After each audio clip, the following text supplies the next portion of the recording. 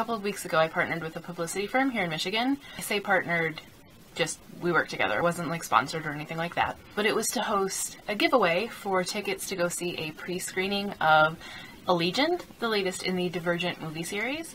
And last night was the screening, so my sister and I got to go and see Allegiant before it came out, which was very exciting and was a first for me. And I hardly ever do book-to-movie reviews on my channel or my blog in general, but I want to try to do more of them, and I figured since I'm actually getting to see this one and can let you know my thoughts before it comes out so that you can decide if you want to go drop 20 bucks at the movie theater, I figured this was kind of perfect. So I'm going to share my thoughts and my night with you.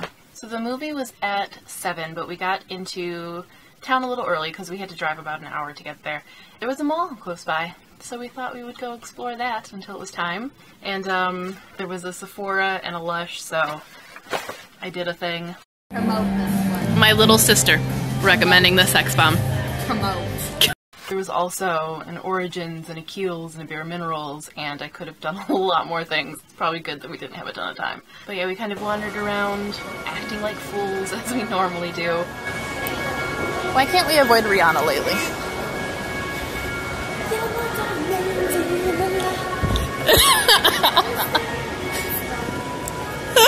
This way, weirdo! You can't run out of embarrassment. Mercedes was having a bit of a Sia moment everywhere we went for some reason. I know she documented it all on her Snapchat. She was seeing Sia mannequins and lots of chandeliers. She found the perfect chandelier to swing from. Sadie, do you want to tell them about your perfect chandelier? That you found your perfect chandelier to swing from? No. From the chandelier. That happened. And we had a couple of kerfuffles with the glass elevator. One, I thought I was recording and wasn't, and I wish I had been because it was kind of hilarious, because I had just finished saying that I bet the glass elevator would have freaked my mom out, and it stopped and I wasn't expecting it, and so I said, yeah, I bet Mom would be scared of this elevator, as it stopped. Thought I was recording and it was going to be hilarious to share with you, but I hadn't pressed the button hard enough and was not recording. So then the second time I thought, okay, we'll go back down on the glass elevator. I'll finally get it for you guys this time. Just the view, you know? And it was stuck. The glass elevator wouldn't come up. So escalator all the way for us because we were having technical difficulties. But anyway, after some wandering and some general silliness, it was time for the movie. And we were feeling very fancy pants because when we got there, the seats were reserved with my name on them, and Mercedes was really impressed because around us there were seats that were reserved that just said press, and she was like, oh, those are for the press. And she just kept saying that periodically through the night, so I think she quite liked that and felt pretty special. And they confiscated our phones before we went in, so that, I'm imagining, so that you can't bootleg it and upload it before it even comes out, which made Mercedes a little twitchy not to have her phone. I somehow managed to slip through the line and didn't have my phone taken, but I was good. I didn't want to get kicked out, so I didn't even get like a little picture of the opening screen or something to share with you. It stayed in my coat the whole time, so don't tell, but I had it. But anyway, on to the movie, which is the third in a series. So if you haven't seen any of the Divergent movies or read the books, and you're afraid that something's gonna spoil your enjoyment of it, I mean, this is a review of the third. There will probably be spoilers for the first two, so why are you watching this? And you haven't seen them, those will be spoilers, and that's your own fault. Anyway, for me, I haven't read the books. I do have the first book, but I just never got around to it, which is silly because I think it's one of the only books I've ever pre-ordered based on hype and how much everyone was loving it. By the time I got here, my own personal hype, I guess, had died down, or I was crazy busy, I don't know. But yeah, one of the few books that I've ever pre-ordered, and I still haven't read it, which is silly. Enough rambling for me. But this movie is the third book, Allegiant, but it was only really the first part of the third book, Allegiant, because of course, they're splitting it into two movies. Thank you, Harry Potter, for making sure that we can never have a book-to-movie adaptation without the last book in the series being split into two movies. Every time. Every time.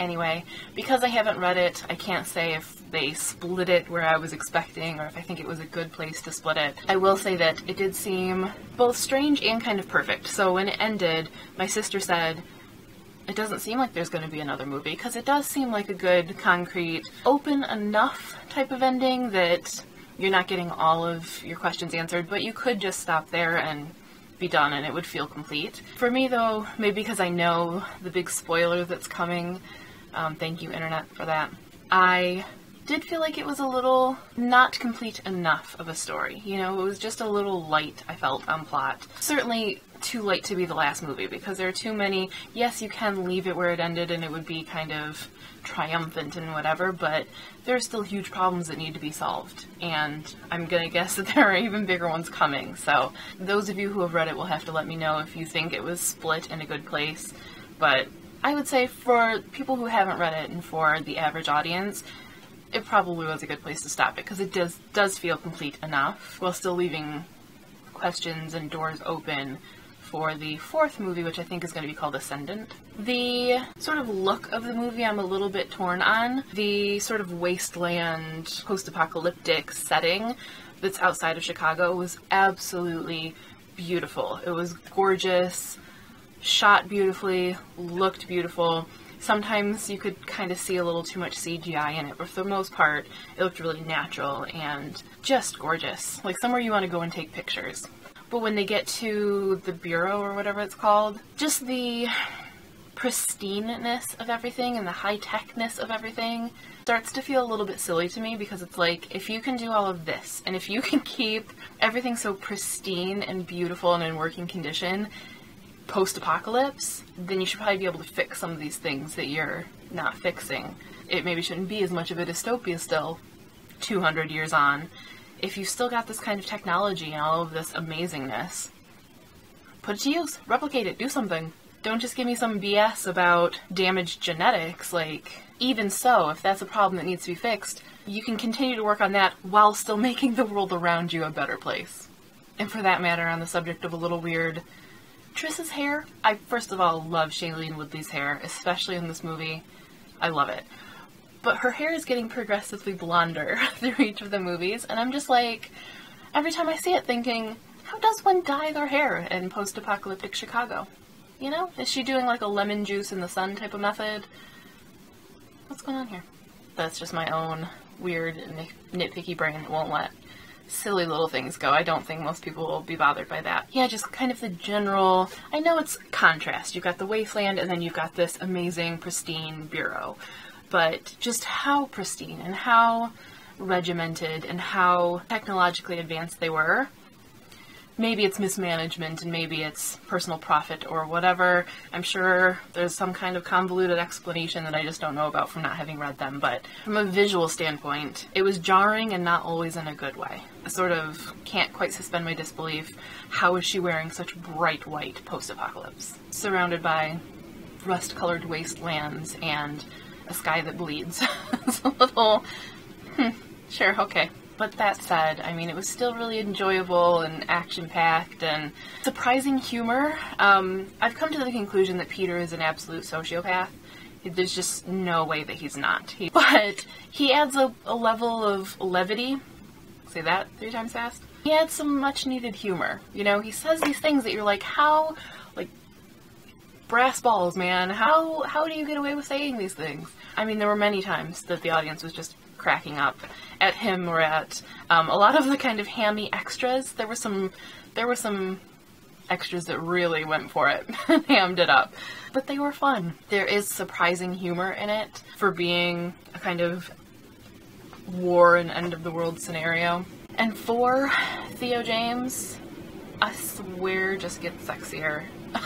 I didn't think, like, I was still associating him with Mr. Pamuk from Downton Abbey and liked him well enough, but I couldn't quite make the 4 connection. I couldn't shift over in the first movie. Didn't really see him as, like, you know, the hunky leading man. Not that he's not totally hunky, but I just wasn't feeling it. By Allegiant, I am feeling it. Like, let's go ahead and replay the Theo James intense, angry shower scene because, oh my. And I don't know that there's really anything else to say. We might as well end it on that note. I mean, frankly, it's the third movie. By this point, you know if you like the series, you know if you're going to want to see it. So for me, thumbs up. I think that I personally find the second movie the strongest so far. That would be Insurgent, if you're keeping track. But all in all, I think it's turning out to be a really strong series, and I think that Shailene Woodley is kind of fantastic. So that is my thoughts on Allegiant. I'm sure a lot of you are going to see it, so if you do, please come back and tell me your thoughts on it in the comments. It comes out the 18th, I believe, which if this video is going up when I intend to post it, will be tomorrow. So fingers crossed that I actually get this edited and up in time. But regardless, if you go and spend your hard-earned cash on an overpriced movie ticket, I hope you enjoy it and have fun. I certainly did. And if you want more book-to-movie adaptation reviews and discussions, please let me know, because I've been thinking about it and I've been making a list of some that I would like to maybe read the book and see the movie and discuss with you guys, so I can certainly do that. Let me know your thoughts. But that's all for my thoughts on Allegiant. Thanks for watching, happy reading and movie viewing, and I hope to chat with you in the comments.